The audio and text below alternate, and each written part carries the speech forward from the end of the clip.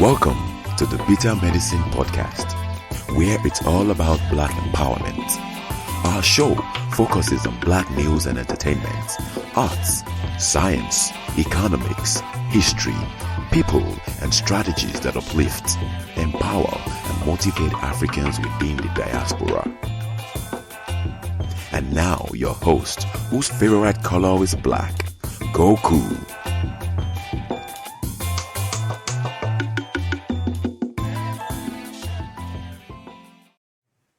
Welcome back to the Bitter Medicine Podcast. I am your host, Koku. Before we go any further, I'd like you guys to hit the like button, subscribe if you haven't already, click the bell so that you get notifications when I'm on new content. Make sure to follow us on social media. Also, check out some of the other shows on KWAZ Radio. This is DAX. You tune into the Harsh Reality Podcast, providing you with social commentary on the news affecting our community, only on KWAZ Radio. Peace, family. This is Oni, inviting you to listen to the pro-Black perspective, where Black problems are addressed with Black solutions. All right. Check out the pro-Black perspective with Oni Tase. He has content on a They are putting out new content. In fact, they just dropped episode number 14. So when I'm done here, I'm going to go listen to that episode. So check out all the content on KWAZ Radio. Okay. So today's show, my intentions are to conclude this paper I began reading a few weeks ago on Jacques Garvey, and her being a Black national feminist, or Black feminist national, however you want to put it.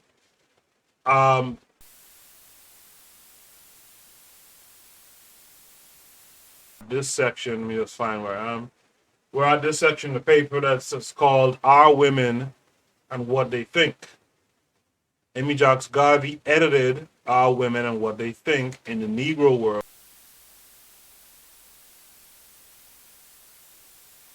To remember that during that time, she was also unofficially leading the UNIA, given Marcus's imprisonment. Furthermore, she was physically ill, and although it is not clear what her illness was, she was sick enough to require an extended convalescence.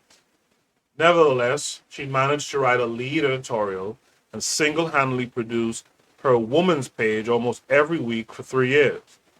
It is unclear why Amy stopped producing Our Women, given that it abruptly.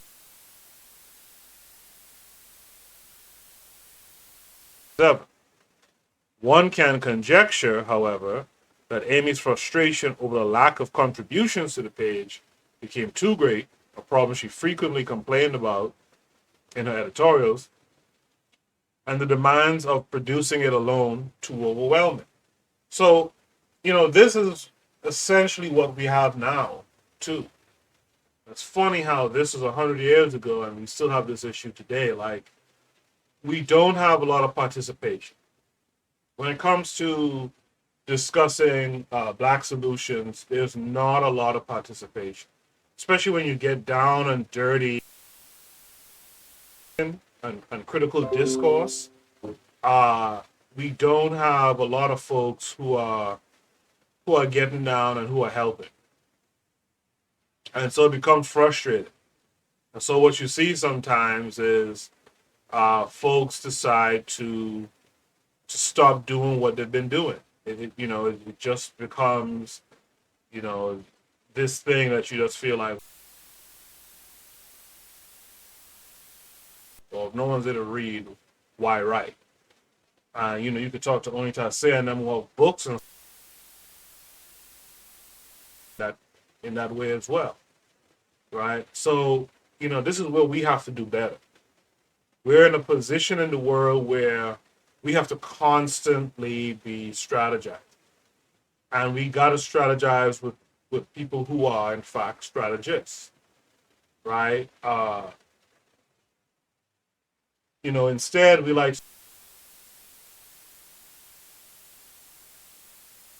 entertainment. So we listen to the entertainers and stuff more, and that's one of our biggest problems. While there were other black periodicals with a woman's page or column at the time, such as the Half Century magazine, most of them differed greatly from our women. As Amy herself put it, usually a woman's page is any journal devoted solely to dress, home hints, and love topics, but our page is unique in that it seeks to give out the thoughts of our women on all. This pleases the modern Negro woman who believes that God Almighty has not limited her intellect because of her sex. By your contributions, you will be showing the world the worth and ability of Negro women and gain the appreciation of our own men whose lives are guided by our influence. Right? Extending far beyond women's domestic matters, such as recipes, beautifying products, etc., although it included these also, our women covered a formidable spectrum of issues. Common themes included national liberation struggles worldwide, feminist movements, and the changing status of women at home and abroad. The fight for black liberation. We need more of now. A lot of what we see out here, it's kind of like the gossip type stuff. I'm not saying that's all there is out here, but a lot of what we see out here is that type of stuff. We don't where what Amy shows us is that you can have a little bit of it, but again, you got to immerse yourself in more critical discourse, critical thinking.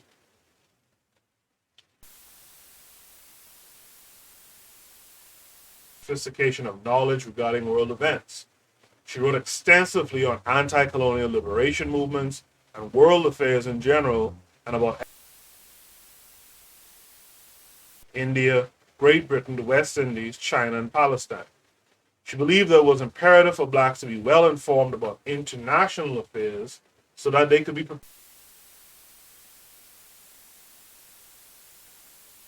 Safety. That's what it's about. When you listen to the bussy boys talking about bussy all day, all right, talking that low-level intellect stuff, they're not being prepared, and you're not being prepared for the war of tomorrow.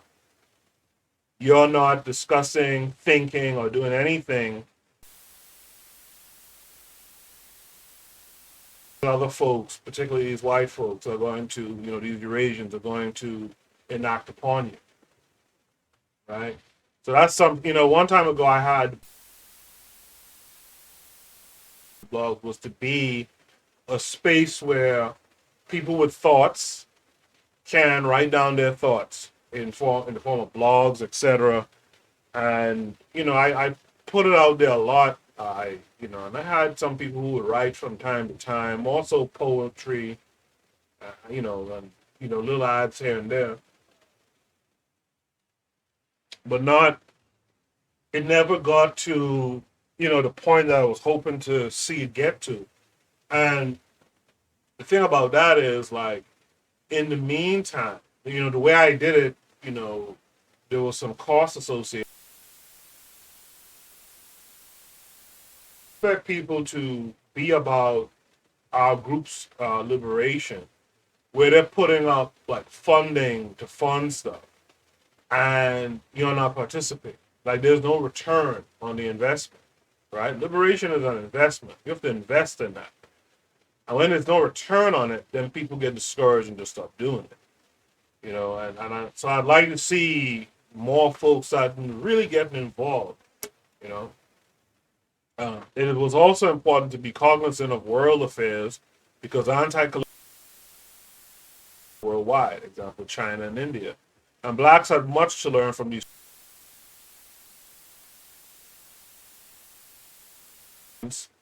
For Jewish Zionists, many of it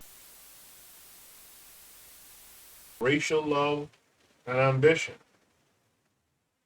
Oh, okay. She argued that Zionists' persevering efforts to establish a Jewish homeland in Palestine to reclaim Africa as their home. So you see the way a writer writes can color. So to be clear, Amy was a fan of, it's the same way that you've heard me say in the past, Garvey was a fan of Hitler.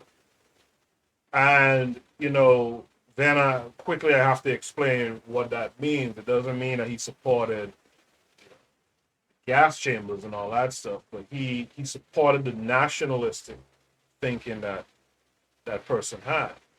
And Amy, in that sense, I don't think would support the Zionists so much, but it is respectable that they were pushing, and she parallel that to blacks outside of Africa who were hoping or seeking to reclaim Africa as their homeland, right? So that's the thing. You have to quickly define what it is you're saying whenever you're writing stuff. Else you will just color people's thoughts about it going forward. Amy wrote about the economic exploitation of people of color in the United States and around the world. She understood that white imperialists decimated the indigenous economies of third world peoples, just as white capitalists and quote, the Negro's place in the economic life of America has been that of the underdog. His job is any class of work white men refuse to do. With so many poor Europeans pouring into the country, willing to do anything to get a start in the land of opportunity, the question that now rudely confronts the Negro is, where is his job? Not only has the white immigrant deprived the Negro of jobs, but labor-saving devices have added to the death of employment. To the dearth of employment. And we see this argument today where constantly complaining, the FBA types are constantly complaining about the immigrant. But the problem with that is that you guys aren't complaining about white immigrants. And really, it's the white immigrants that really undermine you, and always have.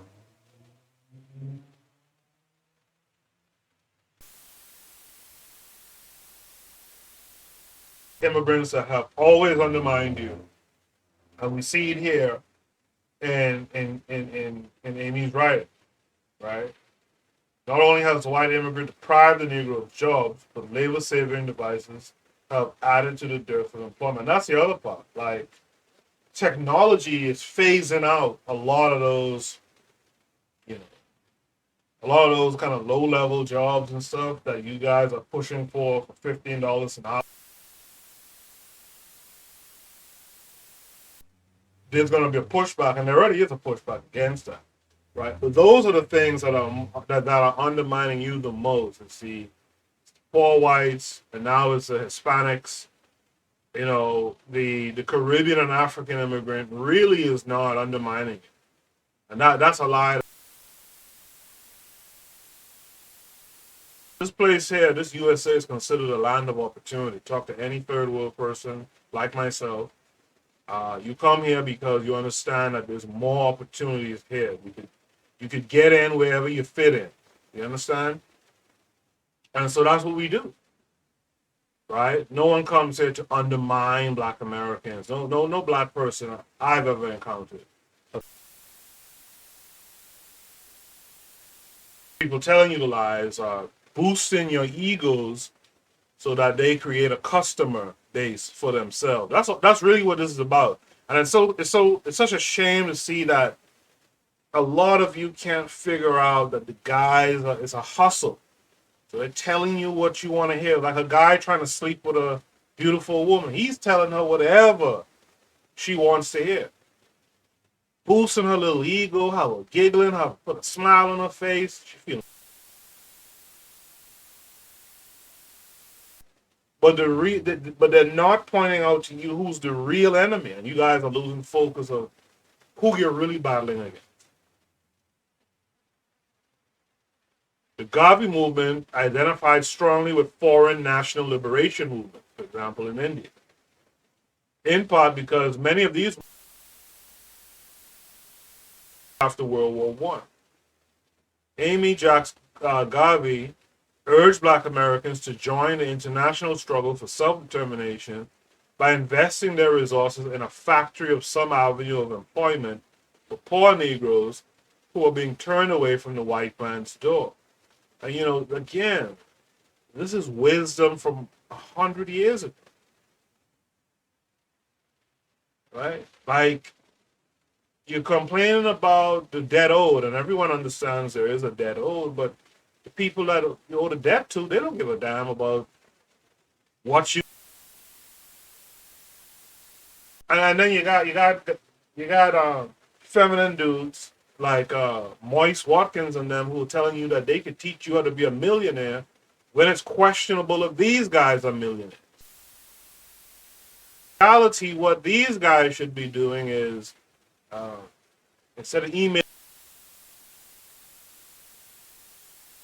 and it's not to put it all on them. I'm not saying it's all on them, but I'm saying if you really want to be listening to these folks should be creating industries that hire. I'm not talking about a team of 15, 30 people or whatever that's pushing their products. I'm talking about real industries where Black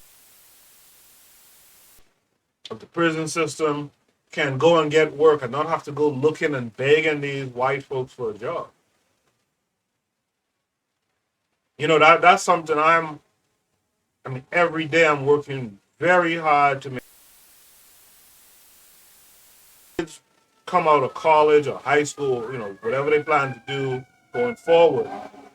Like, I'm not sending them in a suit and a tie and some soft pants and some glossy shoes. I'm not sending them, over to white folks to look for a job. That would break my heart if I'm alive and I still have to see that happen. All these different guys who made their money in whatever industry they've made it in. And again, it's not just on them, it's for us too. But we need to be putting our resources up together to create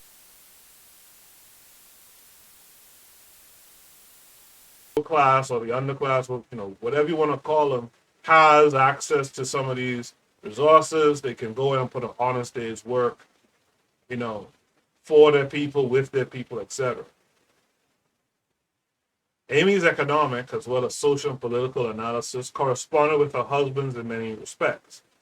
Unlike Marcus, however, she applied her analysis to Black women, acknowledging that their experience of oppression was often distinguishable from that of Black men.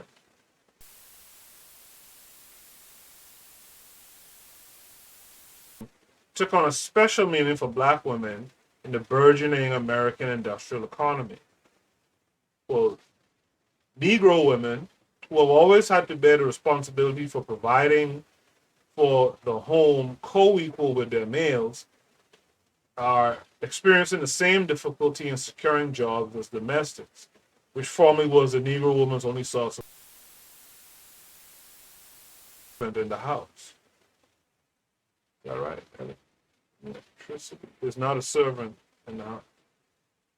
Amy devoted many editorials to women's struggles for emancipation in the United States and elsewhere, particularly in colonial and semi-colonial countries. She believed that the women's movement was what liberation. The Garvey movement's identification with national liberation struggles abroad encouraged such an international perspective on women's issues. A consistent motif in Amy's editorials was her belief that the patriarchal family was becoming archaic the world over, given that modern technology made it possible that even necessary for women to participate in and contribute to all spheres of life. Amy's ideological stance in Our Women is the fundamental connection she makes between nationalists and women's liberation movements. While Amy claimed that her primary dedication was to black liberation, she believed that black and third world women represented the backbone of all black and third world nationalist struggles. Now, a question I'll ask here. Amy Garvey a feminist? But at least by today's definition of the term, does this make her a feminist? Let me know in the comments below. Right? Women of color struggles against imperialist domination, combined with their own ongoing battles for liberation, ultimately would humanize and transform the world, according to Amy. This recognition of gender, class, and imperialistic oppression, and of the central role that women played in human liberation movements, represents, in my view, Amy Jacques Garvey's most noteworthy contribution to Garveyism. Amy wrote approvingly of the modernization taking place in colonial and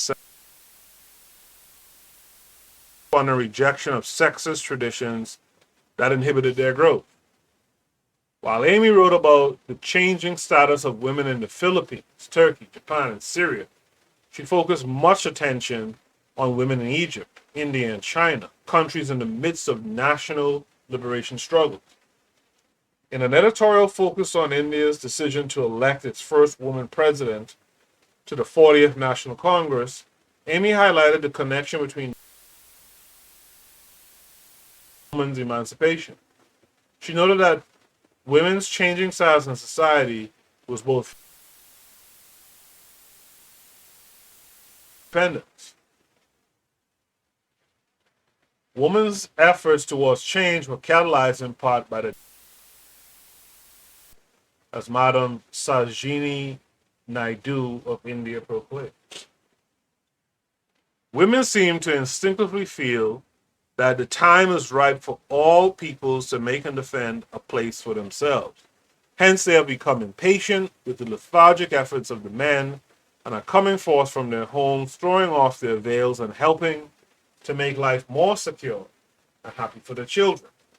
The day of freedom is dawning in the East, and the women are measuring up to the exigencies of the times and helping to kindle the flame of true liberation and women's emancipation. Amy believed that women's particular sensibilities and attributes could be harnessed as redeeming forces in the world. In the same editorial of Madame Naidu, Amy wrote that women have a purifying effect on politics, and it is felt that India will be greatly benefited in its Swaraj program. Men play politics sometimes for personal gain, financially, or just to be in the limelight. But women enter politics mainly for the good they feel they can accomplish. They are self-sacrificing. So in emerging from the home into the larger field, they go forth well-trained to serve others and to subordinate their own feelings for the common good. You guys think this is true today? Do you think women enter the public sphere, politics, not for sacrifice, and to do things for the, for the better good or for the common good? Let me know in the comment section. By arguing that women had special powers that could be employed toward the betterment of humanity, Amy aligned herself with other contemporary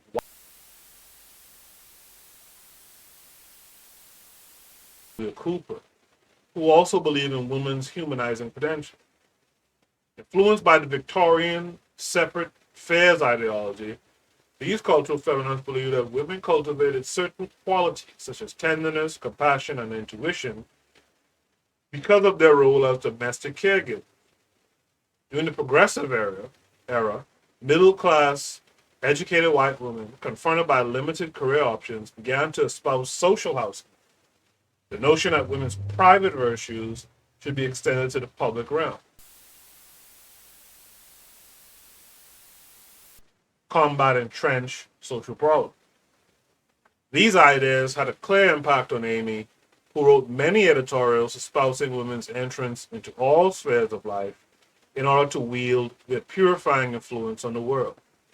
Amy's determination to prove women's civic and political capabilities was likely bolstered by the passage of women's suffrage in this country in 1920.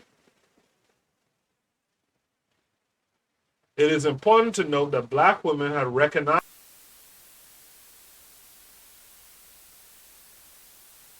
came into being. According to Bonnie Thornton Dill in 1979, black women have historically been forced to adopt the roles of wife, mother, and worker simultaneously in response to their experiences of racism, sexism, and classism. Amy Garvey understood that competing demands were a primary influence on the black woman's definition of her womanhood, and viewed black women's ability to appropriate diverse social roles as an indication of their strength. In her editorials, Amy understood the fluidity between the public and private domains in the lives of women, particularly black women. Professional life for women, claiming that women could choose any and every path they saw fit. She did, however, recognize the key role that women played as child rearers and geared many of her editorials toward the subject. Okay, so she did, however, recognize the key role women played as child rearers and geared many of her editorials towards the subject. Amy viewed scientific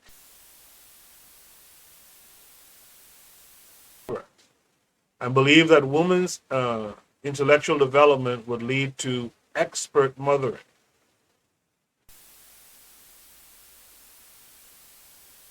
Women whom she believed were the leaders in the development of the race, even humanity. Quote, the editor of the Woman's Page is proud of the splendid work our women have done in the home and school and church, and she has faith that they will do better work in the coming days.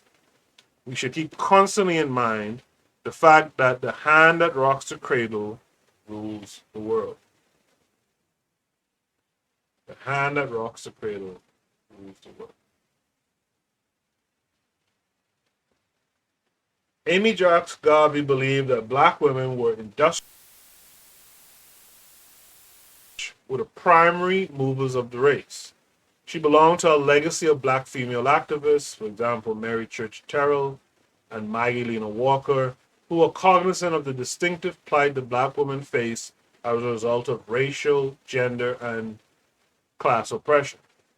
Like her predecessors, Amy believed that black women's experience of multiple jeopardy compelled them to cultivate inner strengths and rendered them natural leaders in the fight for equality. Quote, the Negro woman is the backbone of the race.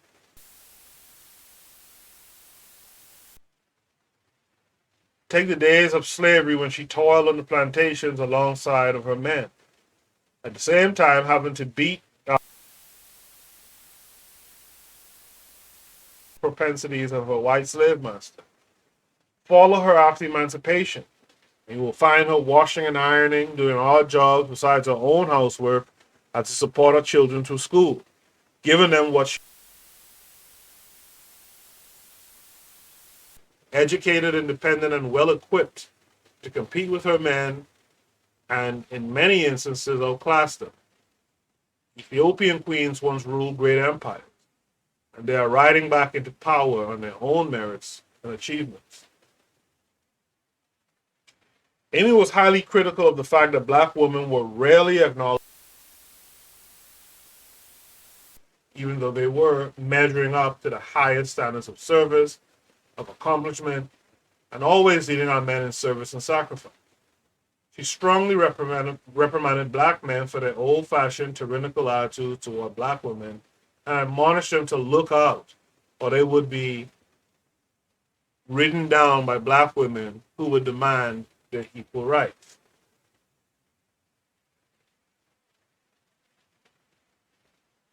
Indeed, contrary to her attitudes toward black criticism of black men, I believe that they were primarily responsible for the failure of racial progress. Okay.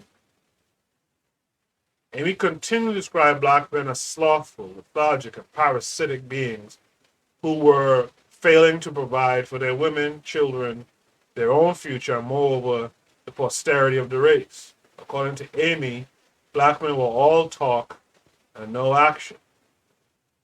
This is the kind of woman, Amy Garvey was the kind of woman to. The doom of the race lies in your jobs. Be honest enough to admit your laziness. Now shake yourselves, lift your head high, expand your chest, put right foot forward, then left. Don't be afraid. Now step right off and tackle your jobs. The world expects you to play a man's part and is fed up on things and can't be done moans. And that's very true. Fellas, let's keep it all the way real. We are, as a group, as the gender, we really aren't doing as much as we should. We do a lot. We do. This is why I criticized what's this woman named Jamel Hill, those types, because we do a lot, and I think a lot of times women don't see what we right, and this is a good admonishment here. You know, there's a lot of laziness going on. A lot of men are just trying to lay up with some women, drink something, play some video games, and that kind of stuff.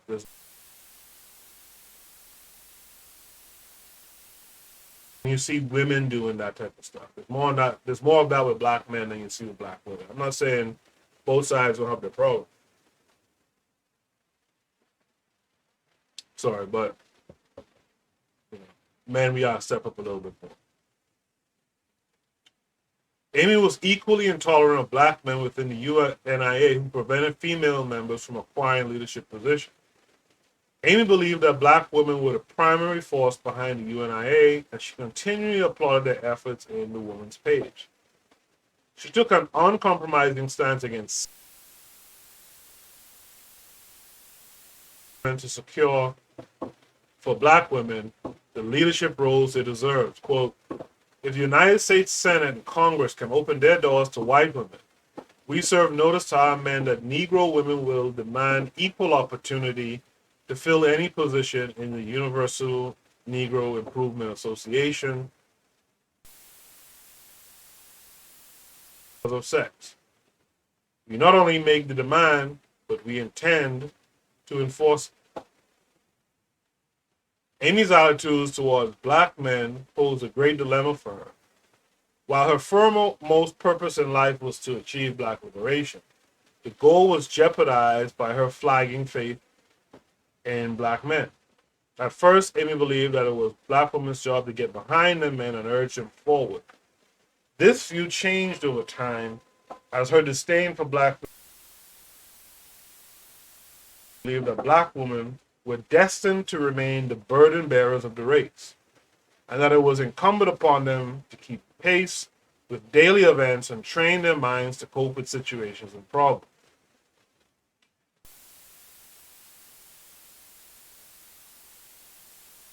Amy was ultimately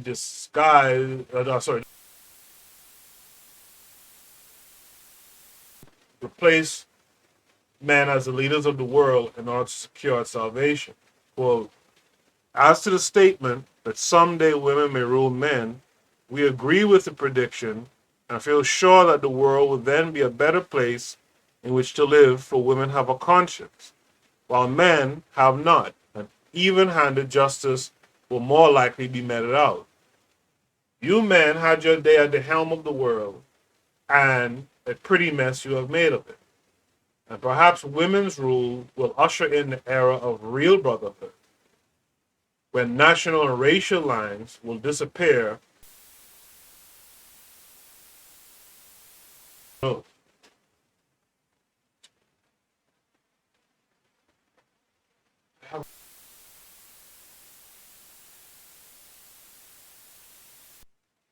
Um, when they say you, when she, right? Which men have really had their turn? Anyway, I'll just leave it at that. All right. In her criticism of black men, Amy revealed her own ambivalence toward whites. While Amy did wannabe white blacks who were still striving to be like Massa, she also upheld whites as role models for blacks, criticized black men for not being more like white men. According to Amy, the white race dominated the black race in part because white men, unlike black men, admired, respected, and protected their women. This fact, combined with white men's pioneering spirit, compelled them to go to the ends of the earth to establish for their women's benefit. I disagree with this. Amy described this scenario repeatedly in her editorial, which further reflected her own love-hate relationship with the white race and capitalism. While Amy claimed that each person must live by the dictates of his or her spiritual conscience and contribute to humanity, not with the hope of worldly reward, but with the inner satisfaction of having done right by himself and his fellow man. She also clearly admired whites for their capitalist spirit and material goods. White dude.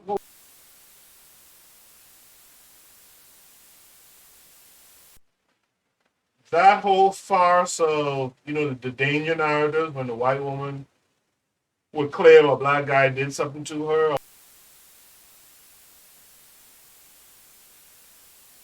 They're going to take your women or going to rape your women, all that kind of stuff. They don't really care about it. And white women know it too. White women know it too. In fact, I talked about it. It's white women getting some attention from their white men. When that white woman lied on Emmett Till, and I think she's still alive about it.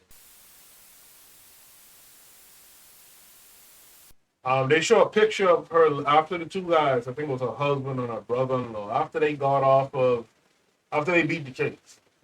There's a picture of her and I think her sister or sister-in-law or something like that. I think sister-in-law.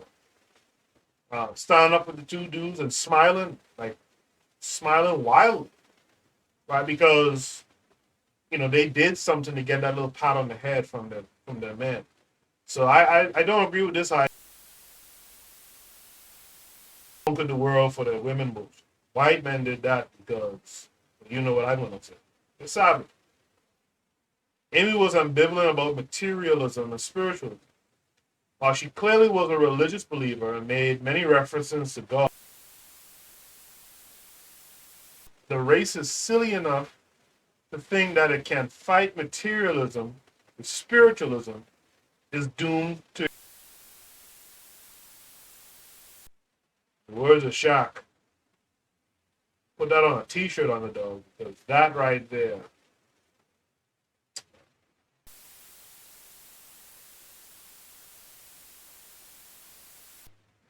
That right there is a fact. You think you're going to pray away this oppression, you're a fool. Not only are you a fool, but you're doomed. And some might even say you ought to be doomed. for even thinking that.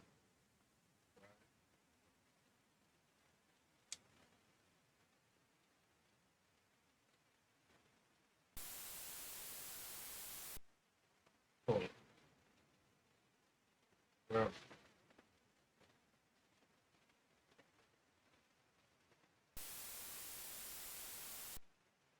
According to Amy, power is the keynote of the age, and Black survival hinged upon their ability to match might with might. Prayerful petitions and tearful appeals are a waste of time and energy when you make your demands in the white man's language. Force, you will readily yield. That's what you call bars right. Amy had no illusions about the fact that was maintained through military power. She urged blacks to acquire weapons of warfare, to rout the robbers in their houses. And you see, this is why, you got to practice your Second Amendment right. Where possible, practice your Second Amendment right. Because at the end of the day, the U.S. has military, right? And so ultimately, they can wash you out. They can just wash you ultimately. But the problem with the thinking that the military could just wash you, the problem with that is that you will get washed instead by the regular white.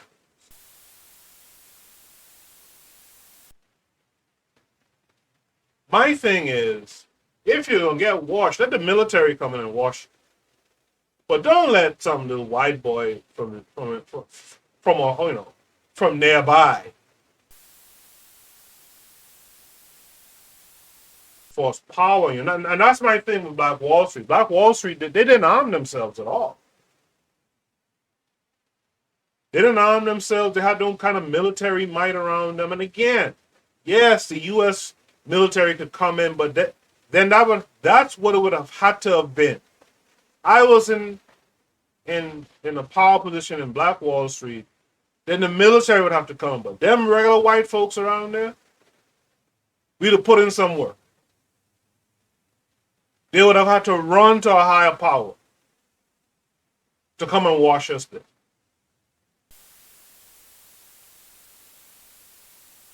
This idea that you let any piss-tail white boy just run up on you and do you something because you're afraid of the military might that they have behind them, that's some sucker shit. In the immediate, you defend yourself. If I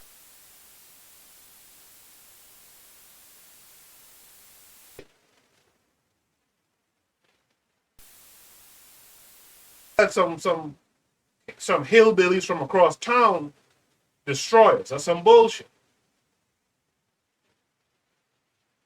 You got to be prepared. You have to acquire weapons of warfare. When you do that, you can rout the robbers even in their own house. One can only imagine that Amy had mixed feelings about her support of black violence. This belief clearly contradicted her feminism.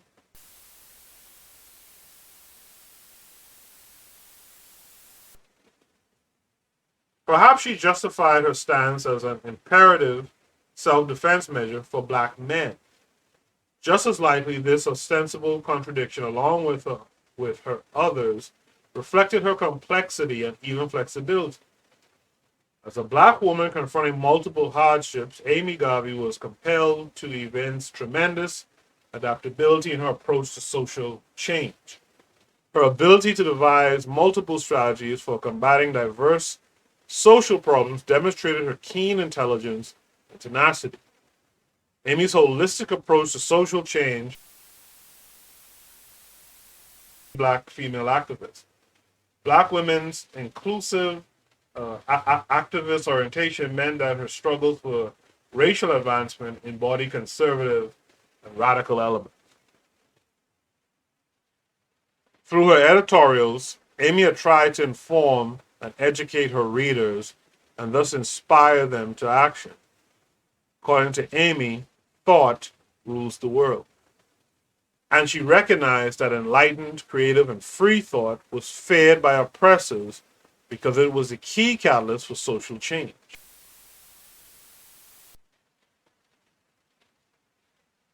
Key catalyst for social change. Amy not only 20 minutes daily. By the way, how many of you read at least 20 minutes? I'm not talking about read black political thought, Like, how many of you read 20 minutes a day? Give me an answer in the comment section.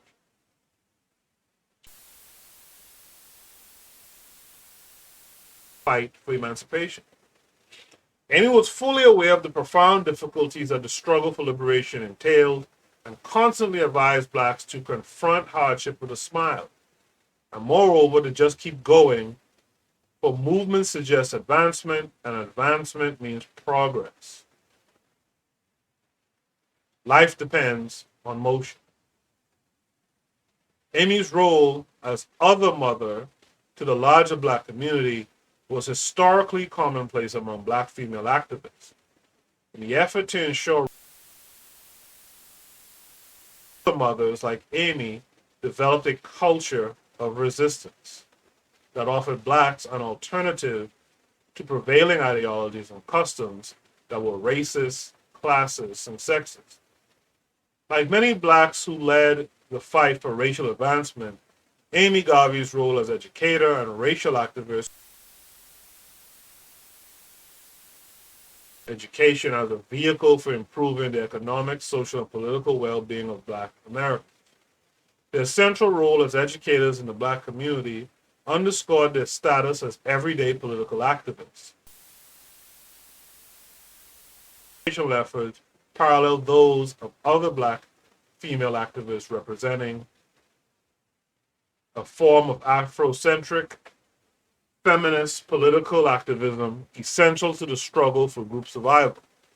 By placing family, children, education, and community at the center of their political activism, African American women drew on Afrocentric conceptualizations of mothering, family.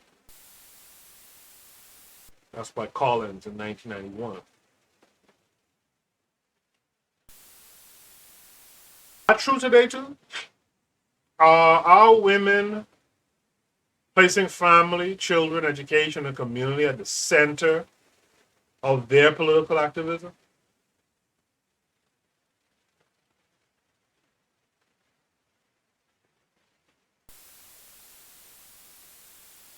No.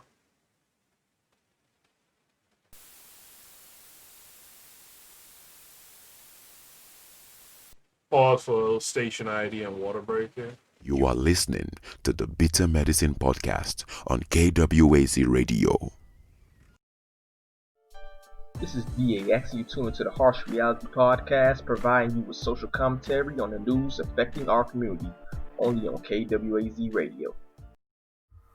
Peace, family. This is Oni, inviting you to listen to the pro-black perspective, where black problems are addressed with black solutions. You are listening to the Bitter Medicine Podcast on KWAZ Radio. Yep, and we're back. We're finishing this paper that I began a few weeks ago. This is now part two episode. We're finishing this paper and we're asking some questions here. Was Amy Jacques Garvey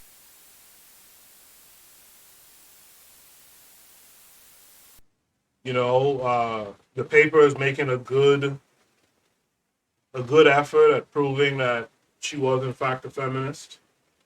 I don't know if she ever called herself a feminist per se, or a womanist, I guess would be the language of the day. But the thing is though, like a lot of what is being said here has it been continued amongst Black women in the struggle now? Right? And so I've asked a few questions. When you listen to the broadcast, you hear me ask certain questions. I like you guys to speak to it. And I would really like for folks to, share this with Black women around them. Black women around them think that they are, in fact, advancing some of these ideologies that, say, Amy Jacques Garvey had back in her day, almost 100 years ago.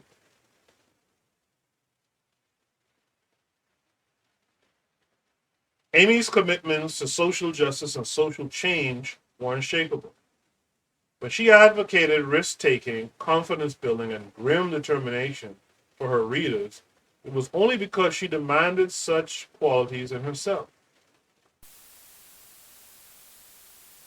As a social activist, that she was forever being led down by those who did not match her perseverance. This applied to people outside and inside the UNIA. Amy referred callously to the laggards and ungrateful Blacks who were selfishly unwilling to pay the price of struggle. She was equally as critical of the chairwoman, would-be greats, and when Garvey comes home, UNIA members, referred to In the end, Amy seemed to be disappointed in and bitter toward many people, including her husband, for they failed to demonstrate the dedication, courage, and compassion required of a true social activist. One of the things I always talk about with friends or, what have you, is we don't have an apparatus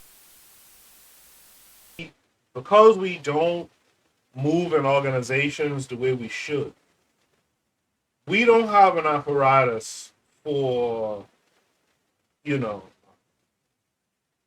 for teaching our young men and young women how to date, how to engage one another.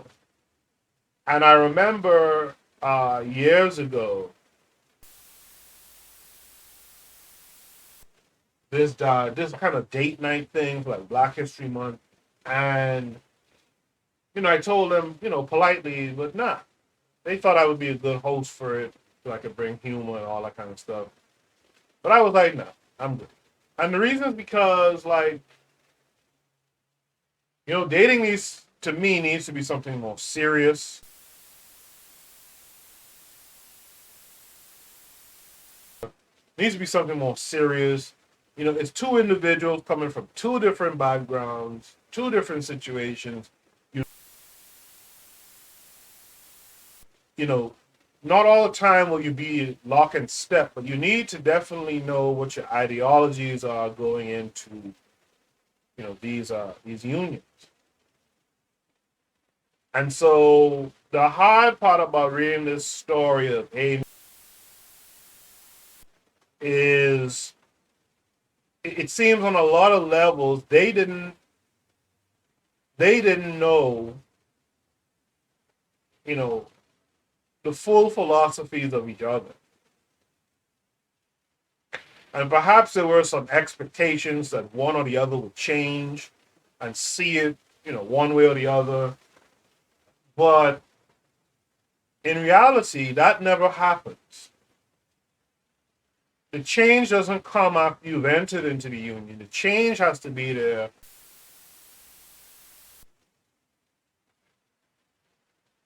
And so that brings us to this next part of the paper called the end of a marriage. The anger and frustration that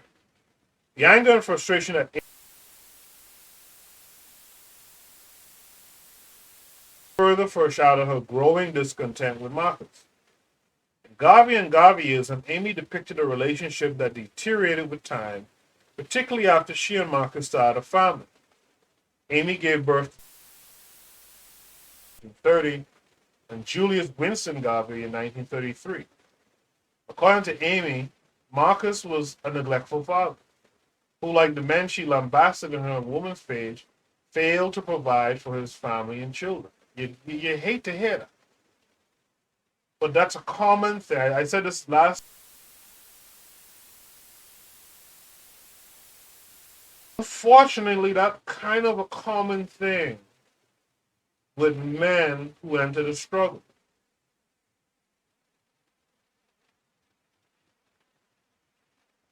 And you know, I too lambaste these guys. You know, MLK and those guys had their families out here. Protection, you know, which was crazy. Because when you understand your enemy,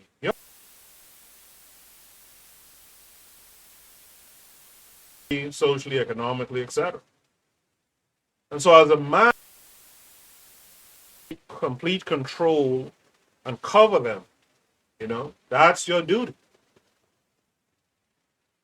That's your duty. And one of the things I've quietly had a problem with a lot of organization and a lot of like frontline organization work, and I know some people aren't going to like what I'm about to say, but I really care. No. Like a lot of organization work, especially like that frontline work, a lot of that is built on absolute struggle. It's not too different from like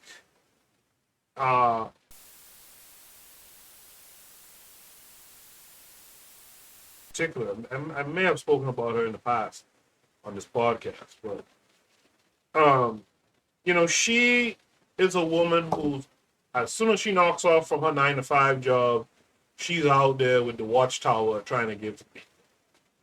In the morning before she goes in from 9-to-5, she's out here trying to give this watchtower.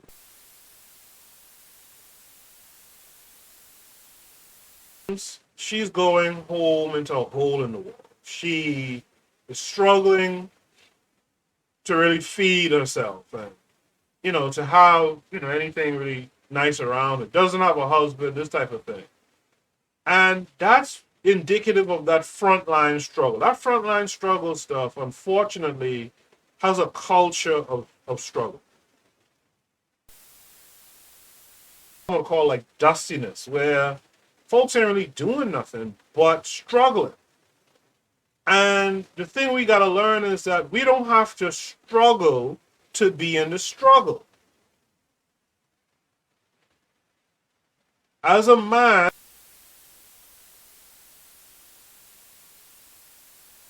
push to, you know, maintain your family, see that they have the basic needs and more.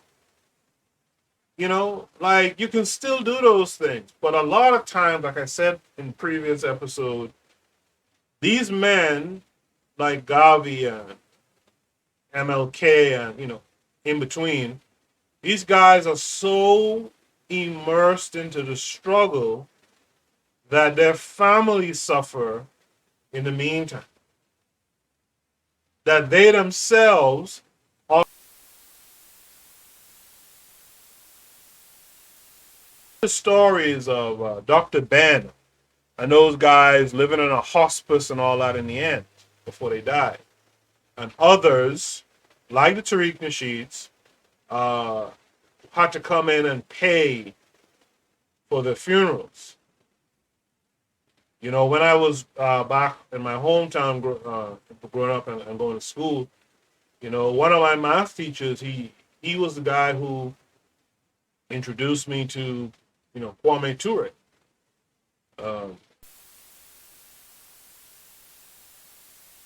Best black leaders there ever was. And he died in poverty. He died in poverty. Because again, the struggle has a tendency.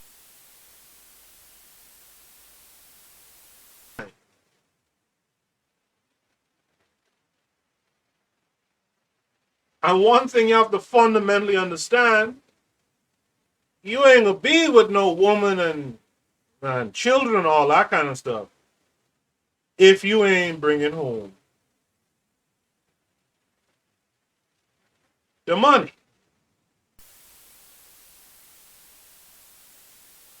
You can't, that's something that we got to really sit down and talk about. Like, the sacrifice for the people,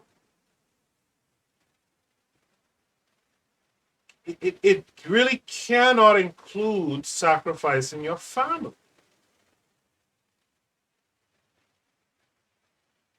To continue, Marcus continually sacrificed his family for the movement, causing Amy and the children to suffer great deprivation. In Garvey and Garveyism, Amy Marcus borrowed money from her for the movement, failed to pay her back, and then left her to troubleshoot the family's perpetual financial crises while he... Yeah, come on, Marcus. Come on, man. This ain't gonna really cut it. Let me tell you something. There's men out here today doing all the things towards keeping up their family and stuff like that, and their women still leave. What you think will happen when you're not keeping up? When you leaving them holding the empty bag and leaving them to have to figure out a way while you're off somewhere. Man. This is why, if you listen to this and you're feeling, this is why one of the things I want to, one of the shows we want to have on KWAZ radio, and we thought we were close to having it, is a real relationship show, right? Well, we need conscious sisters to really come on board and host a relationship show where you talk about what you expect, being a person in the movement, in the struggle, what you expect from men in the struggle. And I don't like that too, talking about what they expect from women. We got to come to an understanding of what is to be expected, what's to be honored, etc. To continue. In 1935, Marcus decided to move to London, leaving Amy to raise their two small children alone in Jamaica. Amy and the children eventually joined Marcus in England in 1937. Amy, at her doctor's urgings, moved the children back to Jamaica. Junior's leg had become severely contracted by rheumatic fever without informing Marcus. She seemed to justify this decision by the urgency of the situation and argued that if Junior fretted and died in an orthopedic home away from us, Marcus would blame me to the world for not using good judgment in his absence.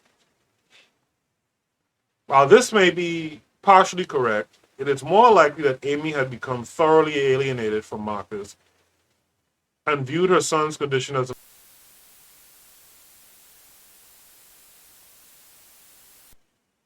Don't assume anything for this lady, right?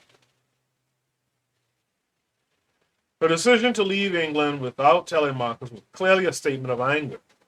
This move signified the formal end of her relationship with Marcus, for while she wrote him 2 letters from Jamaica, he was apparently too angry to respond, and they ceased direct contact from there on in. Marcus died in England of a paralytic stroke on June 10, 1940. Given by Amy Garvey, a powerful woman and feminist, stayed with a psychologically abusive man for almost 20 years. And again, there it goes, right? This is the feminist type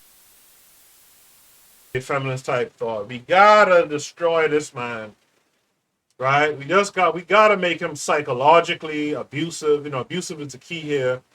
Anyway. And I'm not saying Marcus was right in his actions. right? I'm not, if he was on some shit, he was on some shit. To make him seem like he was nothing more than this psychologically abusive man, I have big issues. Bonnie Thornton Dill's 1979 hypothesis that black women have historically taken on contradictory roles in response to racial, gender, and class oppression helps to demystify Amy's baffling behavior. According to Dill, black women's attitudes, behaviors, and interpersonal relationships were adaptations to a variety of factors, including the harsh realities of their environment. After black womanhood, and is sometimes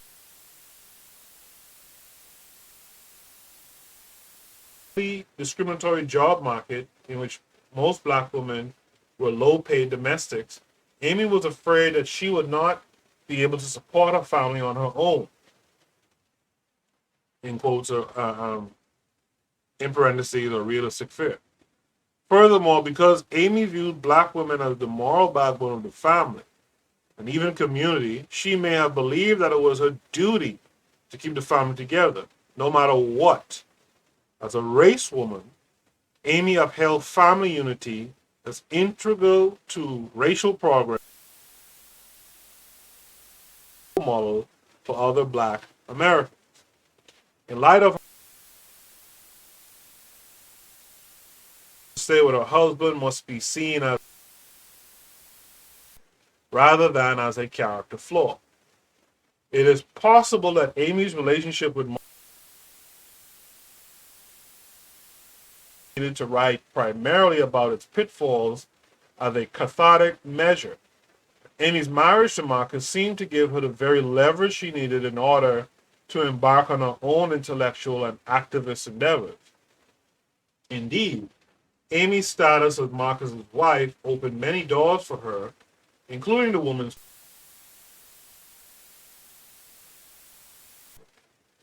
Amy was undoubtedly cognizant of this reality and perhaps made the conscious decisions to exploit its advantages.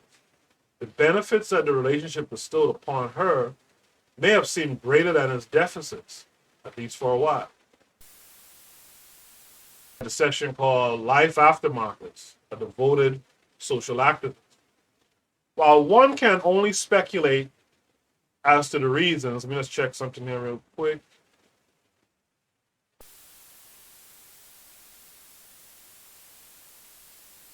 Cut off. While one can only speculate as to the reasons Amy Jacques Garvey stayed with her husband, there is no question that her commitment to Garveyism outdistanced her relationship with Marcus. This was true despite the failure of the UNIA to support Amy and her children after Marcus's death. And that is one of the worst things I ever. Black organizations, that when the revered man dies, and I'm talking about even like in street organizations where the revered man goes to jail or dies, the organization doesn't take care of his lady or his children. As Amy put it, it was difficult after his death to teach the children to be proud of a race which had let them down. Although the UNIA abandoned Amy and her family, she managed to raise two well-educated professionals and her continued sacrifices. Marcus Jr. completed his law degree at London University and eventually became a civil engineer. Julius received his MD from McGill University in 1961. Let me ask you guys a question. Why do you guys think didn't look after her and the kids?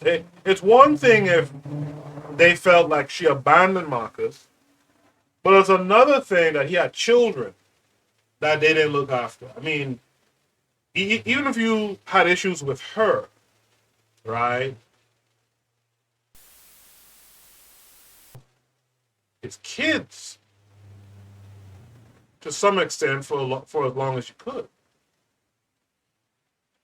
In addition to raising her sons, Amy Black Nationalism. She worked the party paper. Amy continued to write about black nationalism as well.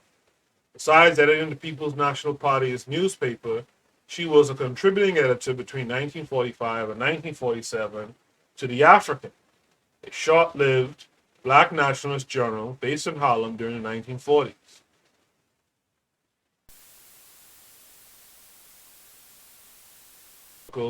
Of the world in Jamaica in the late 1940s.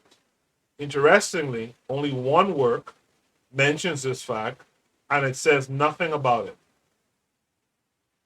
What? Interestingly, only one work, and it says, nothing more about it. Sorry. Amy maintained close connections with the black nationalist community worldwide, evidenced by the fact that her one-time nemesis, W.E.B. Du Bois, solicited her help in recruiting delegates for the 5th Pan-African Congress in 1949. Amy Garvey's most important work was Garvey and Garveyism, written in 1958. Amy claimed that she decided to write this book in response to the constant questionnaires she received from students, teachers, and political aspirants, as well as in response to the rising tide of. Amy was very excited about the events taking place in Africa and felt that the need to disseminate Garveyite philosophy was greater than ever. Although she was unable to secure a publisher for Garvey and Garveyism, she was published. At the end of 1962, 4 years after writing the book, members in the United States to loan her more than one half of the printing costs. Amy, however, still had to sell the books herself and had to repay the loans with interest. In addition to selling the books, Amy sent free copies at her own expense to libraries all over the world. Next session, a legacy is created.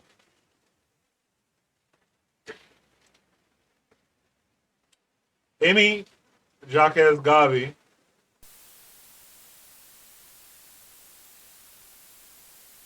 reasons. In his book, Marcus Garvey and the Vision of Africa, John Henry Clark in 1974 claims that the world distribution of Garvey and Garveyism brought about the renaissance of Garveyism. Numerous works have been written on Marcus Garvey in the past 20 years, many of which quote liberally Garveyism in an incisive fashion. Garvey and Garveyism is a comprehensive source of biographical information about Marcus Garvey. While the book also provides extensive information on Amy Jacques Garvey and her relationship with Marcus, few have ever paid any attention to this aspect of the book. In addition to participating in many interviews, Marcus and his ideas, Amy co-edited More Philosophy and Opinions of Marcus Garvey, a sequel to her other 2 volumes, which focuses on Marcus's writings from 1926 to 1940. According to her co-editor, E.U. Essene Udom, the book is, quote, the work of Mrs. Garvey. Amy further collaborated on Marcus Garvey and the Vision of Africa with John Henry Clark.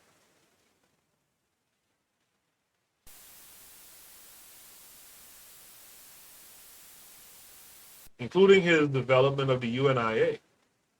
Finally, in her own work, Black Power in America, Marcus Garvey's Impact on Jamaica and Africa, 1968, Amy Jacques Garvey argued that Garveyism was the forerunner of the Black Power movement in the United States.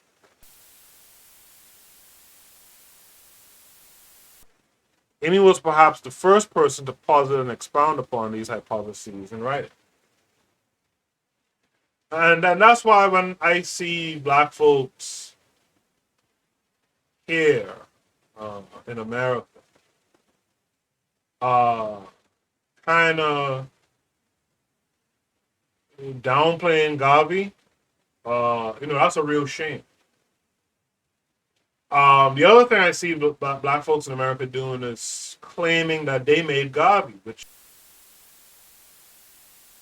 true.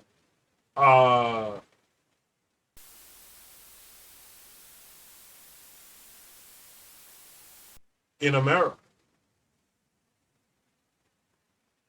you know, it was mostly the American blacks like Du Bois and them who were against Garvey. Right? Amy wrote until the end of her life. A year before her death, she wrote an article for the Jamaica Journal titled "The Political Activities of Marcus Garvey in Jamaica." In addition to detailing Marcus's founding of the People's Political Party in Jamaica in 1929, Marcus's political and economic reforms in Jamaica influenced future reforms in many other Caribbean territories. Until the time of her death, Amy Jacques Garvey remained a passionate supporter of Marcus Garvey and his ideas, and was determined to show the world the avant-garde and visionary man that he was. So, did Amy hate Marcus Garvey? Did she despise him? It is noteworthy that after Garvey and Garveyism, Amy appeared to revert to giving Marcus full credit for creating Garveyism and the Garvey movement. Or maybe the passing of time led Amy to romanticize Marcus and her relationship with him. This is a feminist hater right here. You can just tell in this passage. God damn. Whatever the case may be, the fact remains that Amy Jacques Garvey functioned as the central interpreter, disseminator, and guardian of the Garvey legacy. That's true.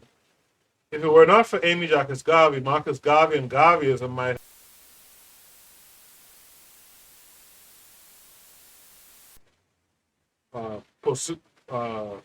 was rewarded after death, Jamaica's Order of the National Hero, undoubtedly the result of Amy Jacques Garvey's efforts to keep Marcus and his thought alive.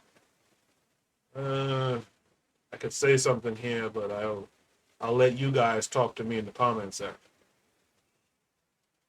Because the thing I'm trying to make sure I'm not doing too, I'm trying not to be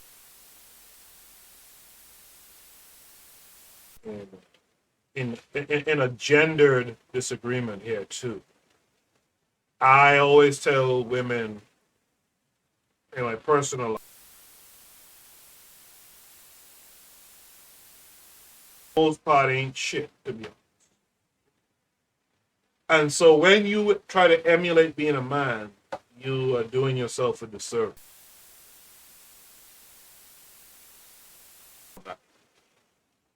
You know, so I'm not here. I don't want to agree, get sucked into this gender thing, and I disagree because of gender that I am. But some of this is some man-hating type stuff, though. In my opinion. Amy Jacques Garvey, her death was publicly recognized. Only one work, hailed 1987, even mentions the year that she died. While Marcus's passing was received with international fanfare, Amy's death was barely noticed in comparison. Now, the thing about that is, who do you blame for that?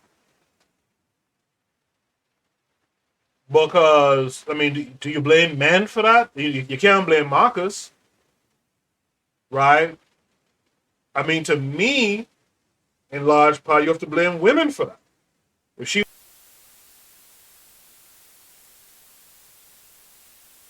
right, doing all this work with women in mind, at least the women should have held her up. And you don't see it.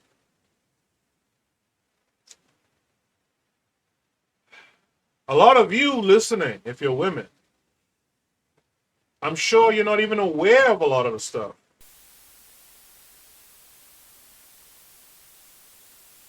God.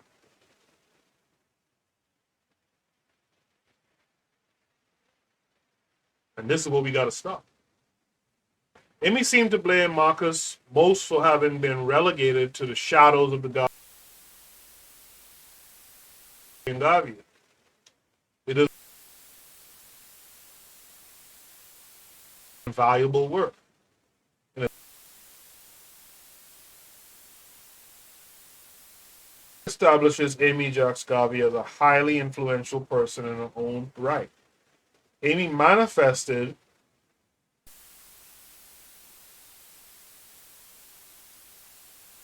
she also embodied the personal dedication, political savvy, emotional wherewithal, and creative vision of an effective movement leader. Underlying Amy's Black nationalism and feminism was a profound commitment to social justice.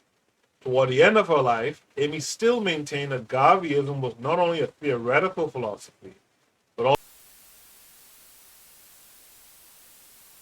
theory with practice was integral to her social activism.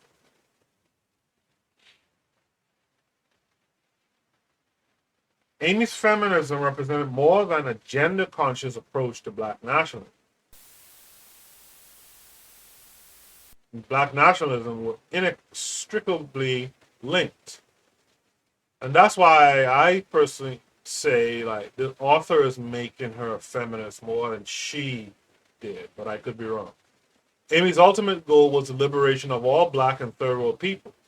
Nevertheless, she believed experiences of multiple oppression prepared them to lead worldwide movements for national and even human liberation. Women of color would pave the way for creating a more humane, just, and cooperative the desire for middle class respectability to demand the development of a new economic order that defied the racial, class, and sexual exploitation inherent in a capitalist economy. A comprehensive agenda written almost 70 years ago remains trenchant today. The contradictions between Amy's Black nationalism and feminism and her public and private personas reflect dilemmas that many Black feminists have faced. How does one apply interracial sexism at the same time? What does it mean to be an uncompromising social activist in public and a self-sacrificing spouse in public? Such paradoxes, which have long pervaded the lives of Black women, enhance our understanding of the complex relationships between race, class, and gender. So I guess the author is Black. Amy Jacques Garvey's political activism has wider implications. Work.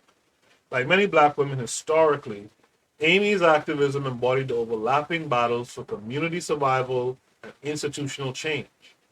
Black women activists like Amy developed Black female cultures of resistance that refuted dominant ideologies about and expectations of Black women, both in the larger society and in Black social change movements.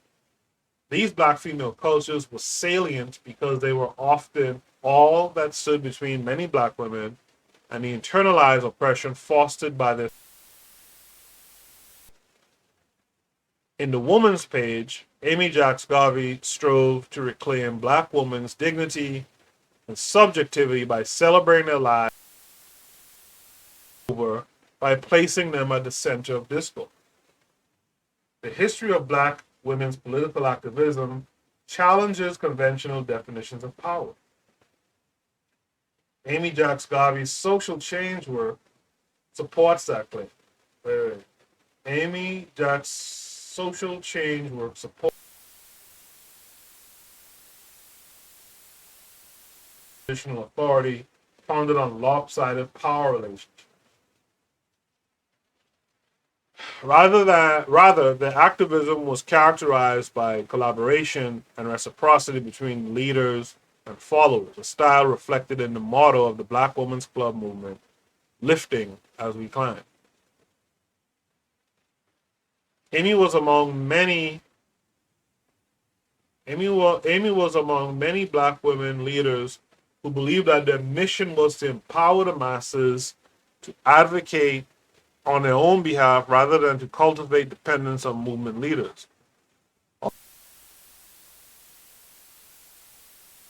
organization.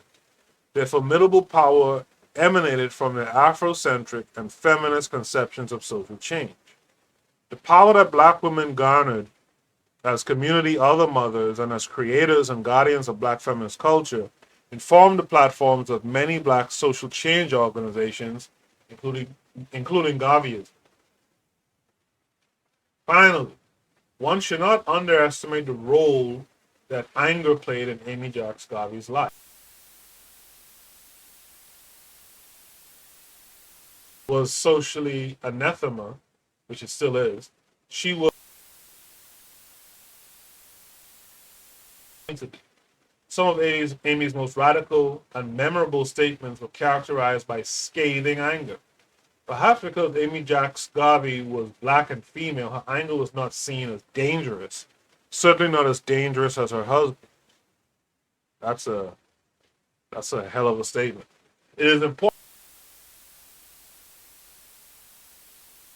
Rather, she used it to fuel her efforts towards social change. In this way, and countless others, Amy Jacques Garvey was an extraordinary woman. She had a profound impact on the lives of many women and men during her lifetime. Because we still have much to learn from Amy Jacques Garvey today, it is incumbent upon us to bring her life and works back into public circulation. We must create for Amy Jacques Garvey the legacy that she so vigorously built for her husband. That I could get.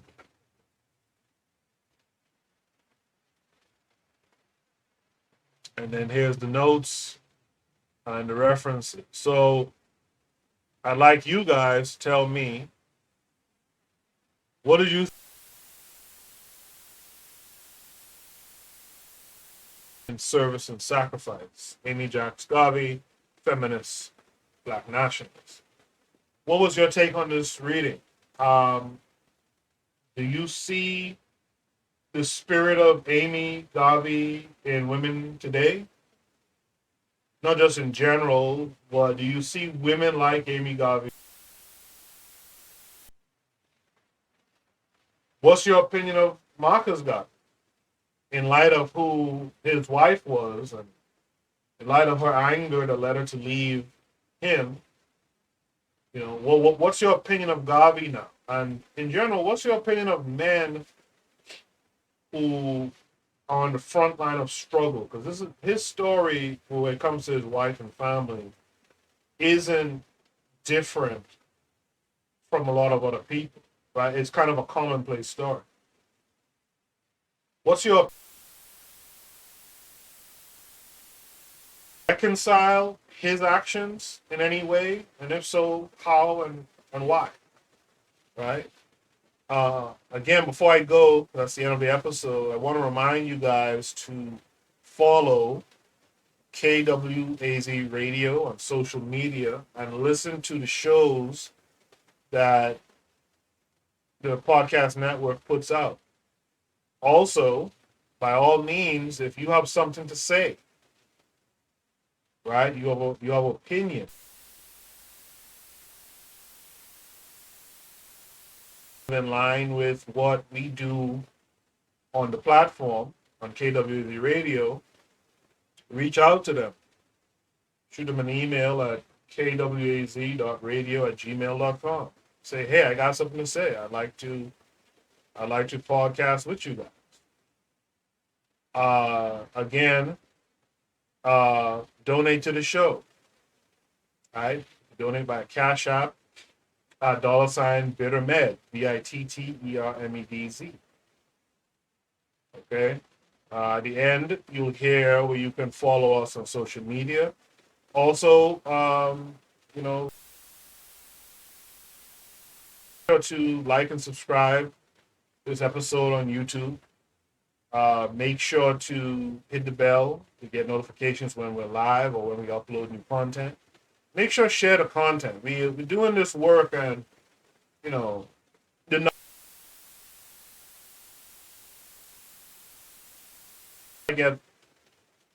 let's try to get 100 likes on this video alone. Okay, so make sure to share it to your social media. I think the material, the content that's being provided here It's good enough content for you to have discussions in your groups of people. You are listening to the Bitter Medicine Podcast on KWAZ Radio. This is DAX. You tune into the Harsh Reality Podcast, providing you with social commentary on the news affecting our community, only on KWAZ Radio. Peace, family. This is Oni, inviting you to listen to the pro-black perspective, where black problems are addressed with black solutions. You are listening to the Bitter Medicine Podcast on KWAZ Radio. Yeah, and again, I'd like to thank you guys for listening. Make sure to tune in next time to the Bitter Medicine Podcast. Till then, peace.